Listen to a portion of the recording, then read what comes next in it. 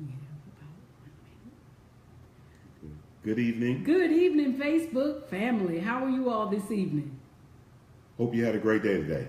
We're gonna let this continue to wind as we as this go and become all the way live. We'll start giving our disclaimer so we can welcome everyone on to the show tonight. We want you to first and foremost know that this is a public forum. Anything that you say and or share or post is public and all can see. As well as this is coaching, not counseling, even though we are licensed clinicians. In addition to that, we are not financial planners. We are talking about banking and investing and saving. And we are not financial planners.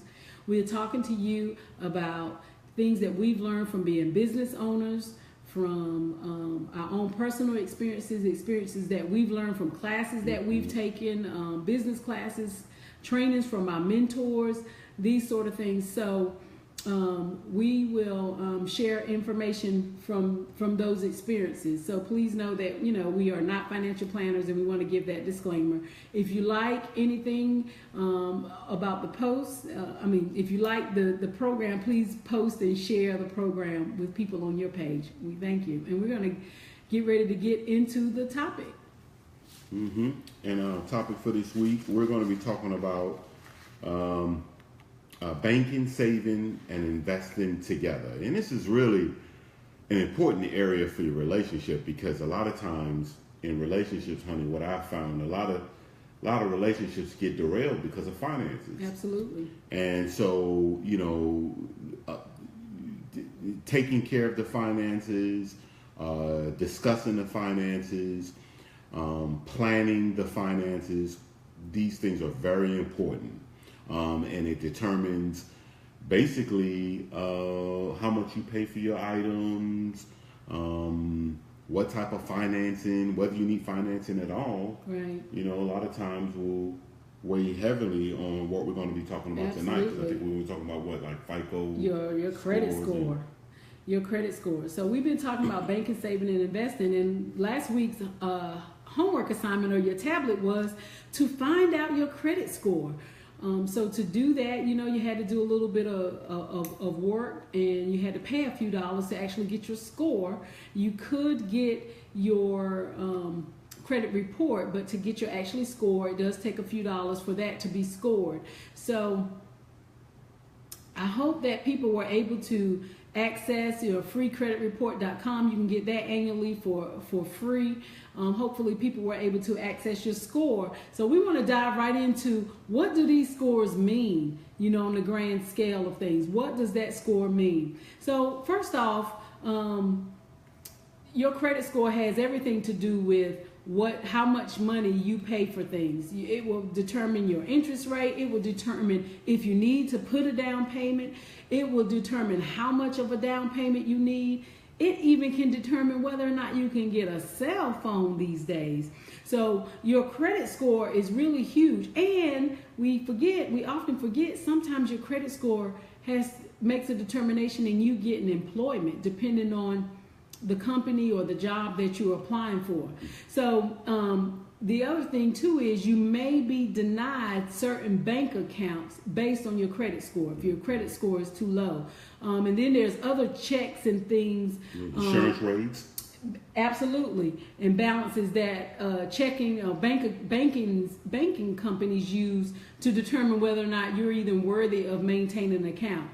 Insurance ratings. If you have a low credit rating, you're going to pay higher insurance rates for your house, mortgage, for your car payments, for your life. All these things, are predicted, and there's formulas for them. So best and believe that it's about money, it's about risk, but it's also about money, and that's what we're going to talk about a little bit more with the credit scores. What were you going to say? I was going to say, sometimes as minorities, sometimes we can go in places and we're going to spend more a month. Our premiums are going to be more. Our payments are going to be more. And it's because of, a lot of it is because of the credit score. Absolutely. Right? Absolutely. And, we go into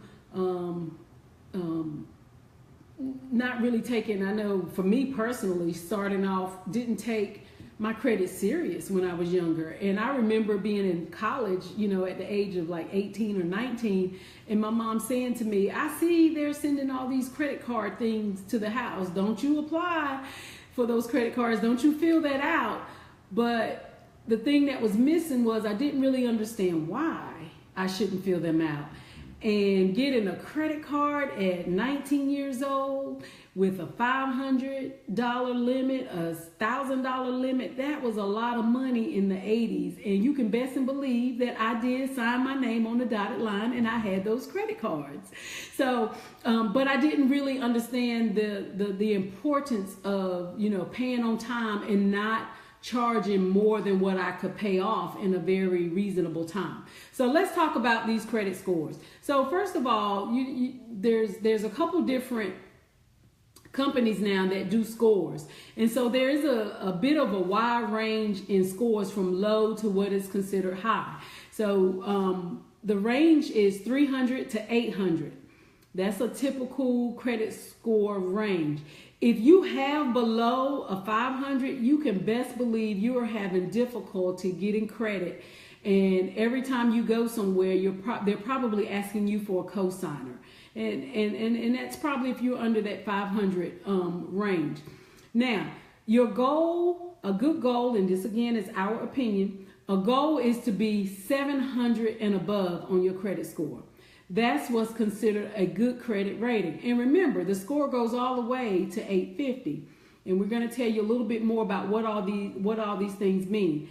So if you have a credit score between 750 and above, you have excellent credit. You can walk in anywhere and they're going to roll out the red carpet because they're not concerned about you paying things on time. They're probably not concerned about any limits. And that's if you have a 750 and above. That's considered excellent credit.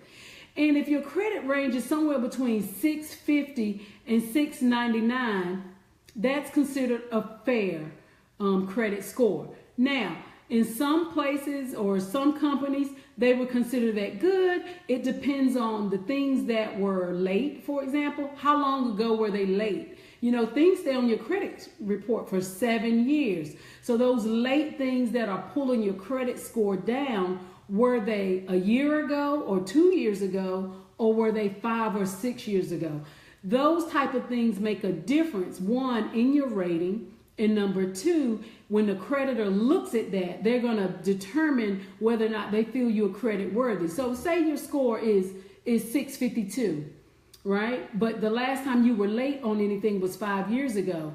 Well, and you have good, strong income and you meet all the other requirements, they will be more apt to loan you money and at a better interest rate than if you had something that was late very recently. Mm-hmm.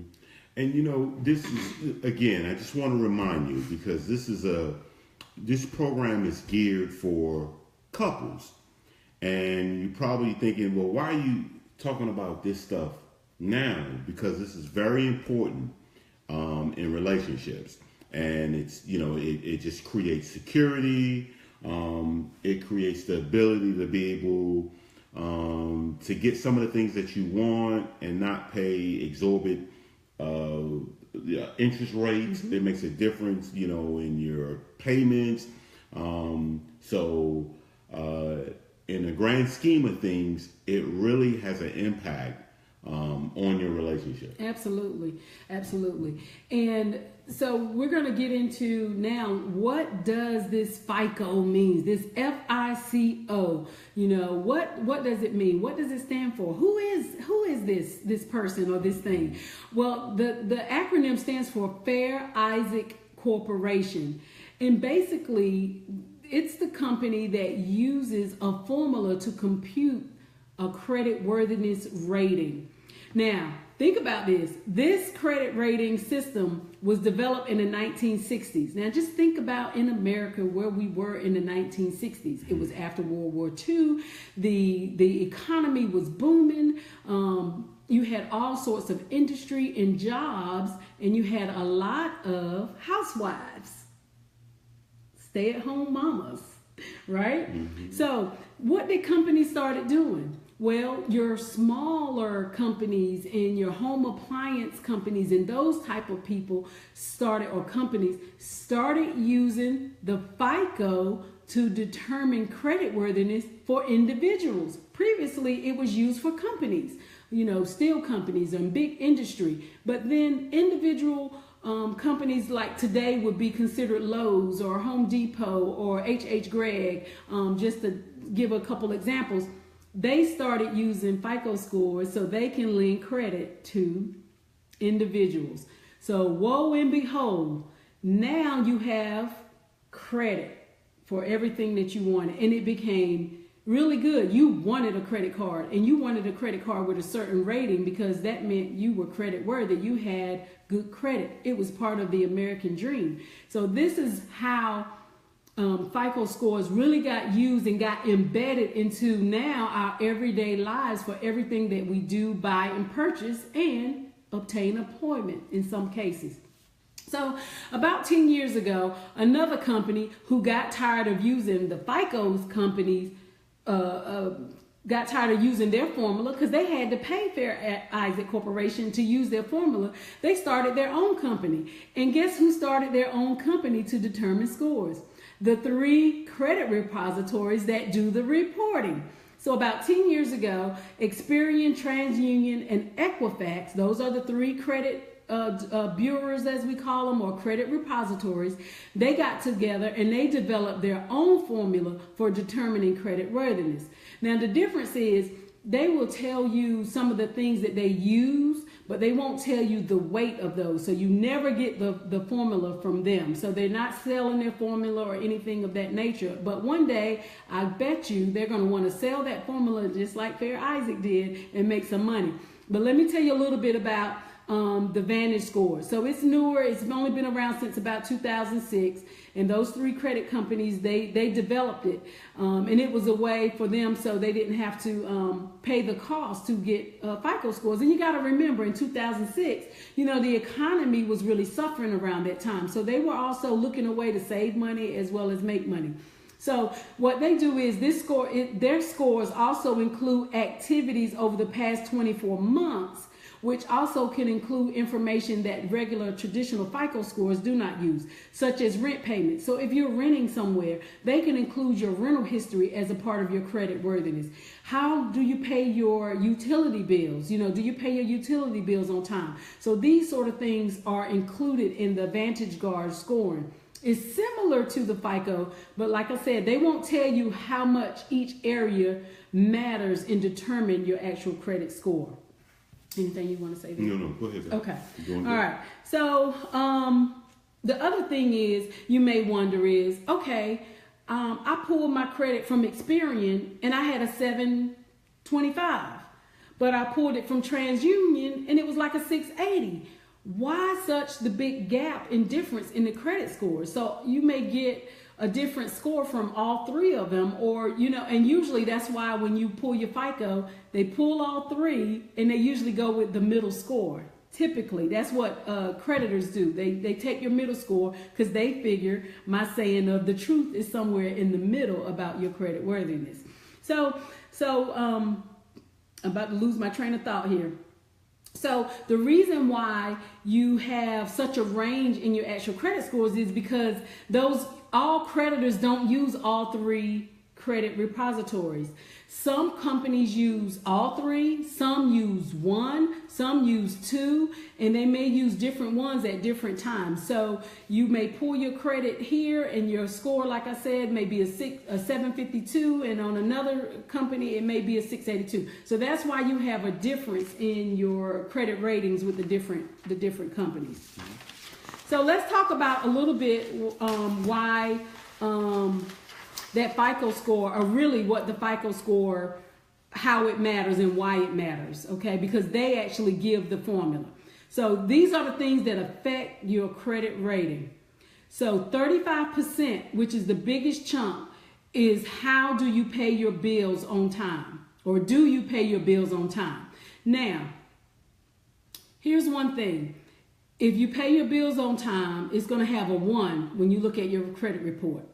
And then sometimes you could be a 1 But if you tend to pay your bill, let's say your car note is due, or your mortgage or whatever, and you have a grace period of 1 to 5 days, but you always pay it on time. You never go past the grace period. Well, you have a 1, but there will be a notation there that you have slow payments, or that you pay it on time in terms of it's not 30 days late. So maybe you do go past the grace period. So all those things are little things that are on your report that are notated that lets the creditor know, even though you have all 1s and you pay things on time, you do tend to pay them right before the 30 days or right after the grace period. So that information is there. So how much credit have you used? Now, this is really key. How much credit have you used? So let's say, for example, let's use your home. You went to apply for a mortgage and they said, wow, you really got, good income. You're stable. You got your down payment. You can afford a $200,000 house. Well, it's recommended that you don't go buy a $200,000 house because you can afford it. What you do is you buy a $150,000 house. So that means you're not using all of your available credit the amount of money that you were approved for with your credit. And that goes the same thing with your credit cards. If you have a credit card with $1,000 limit, try not to go past $300 or $400 before you pay the credit card off. That way you're showing that you're really good and responsible with your credit, that you actually have credit and you have credit available. So when we use all of our credit to the limit, that means you're maxed out in what you owe. You basically have used everything that you've been approved for. Mm-hmm. And guys, you may be thinking, well, not a very interesting topic, but it's a very important topic, again, in your relationship. Because it drives so many things. It affects so many things. Mm-hmm. And I remember hearing about people saying, well, I didn't get the job because of my credit score. And right. I'm thinking, what's your credit score got to do with you getting a job? So remember, it's a little thing, but it has a big impact on your relationship. Absolutely. And the other thing that affects, the next big chunk that affects your actual credit rating is how long have you had the account? That accounts about for 15%. So, is it an account that's brand new, or is it an account that you've had some time, maybe 4 or 5 years, that you've paid on it and you've paid on it on time? And then the type of accounts, revolving versus installments, also play a factor into how long you've had the accounts, and as well as a number of inquiries. Now, inquiries are when people are fishing, whether you apply for loans or people are trying to give you credit and they keep going into your credit account. Typically, if you have a few in a short period of time, like you're looking for a home mortgage, that won't affect you as much. But what does happen is every few months you get an inquiry. And I don't know if anyone ever noticed, but, and I don't know if everyone or different utility companies use the Vanguard, but every now and again you'll see like your utility company, they'll go in and they'll check your credit. So you have different services that you use that will check your credit from time to time, and it may be because they want to market you a service. It may be that maybe you were late paying a bill, or maybe they just want to figure out a way that they can get more money from you somehow. I do believe that about insurance companies.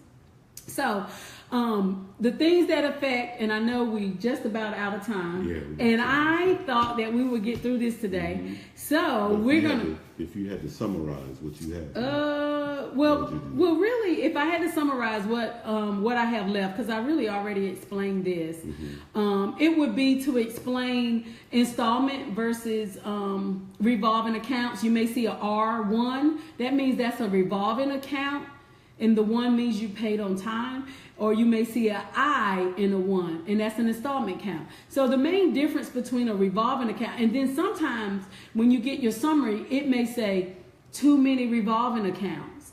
Okay, so you know what that means? Revolving accounts are credit cards, it's the Belk's charge, it's the Kohl's charge, it's the Home Depot's charge, it's the Lowe's charge.